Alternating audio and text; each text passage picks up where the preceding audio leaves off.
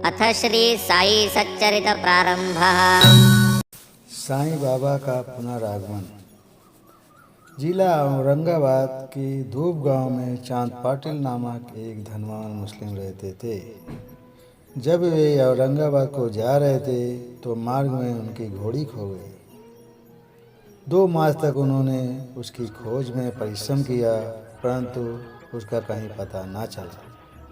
अंत में वे निराश होकर उसकी जीन को पीठ पर लटकाए औरंगाबाद को लौट रहे थे। तब लगभग 14 मील चलने के पश्चात उन्होंने एक आम वृक्ष के नीचे एक फकीर की चिलम तैयार करते देखा, जिसके सिर पर एक टोपी, तन पर कफनी और पास में एक सटका था।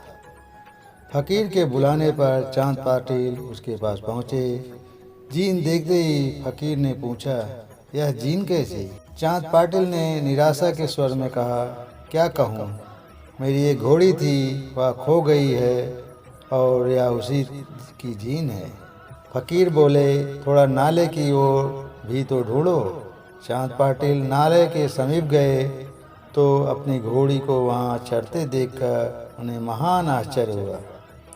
उन्होंने सोचा कि फकीर कोई सामान्य व्यक्ति नहीं, वरन कोई उच्च कोटि का मानव दिखलाई पड़ता है। घोड़ी को साथ लेकर जब वह फकीर के पास लौट आए, तब तक चिलम भरकर तैयार हो चुकी थी। केवल 2 वस्तुओं की और आवश्यकता रह गई थी। एक तो चिलम सुलगाने के लिए अग्नि और दूसरा साफी को गीला करने के लिए जल। फकीर ने अपना चिमटा भूमि पर घुसेड़कर ऊपर खींचा तो उसके साथ ही एक प्रज्वलित अंगार बाहर निकला और वह अंगार चिलम पर रखा गया।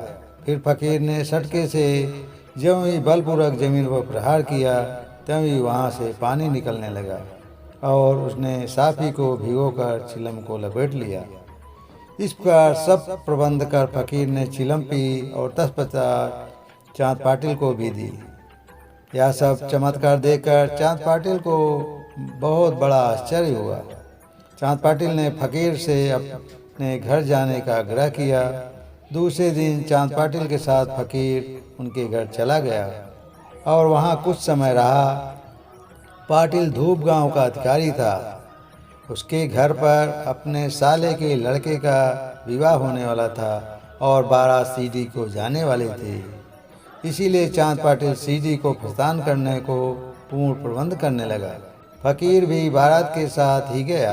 वह निर्विघ्न समाप्त हो गया और बारात कुशल पूर्वक धूप गांव को लौट आई, परंतु फकीर सीढ़ी में ही रुक गया और जीवन पर्यंत वहीं रहा।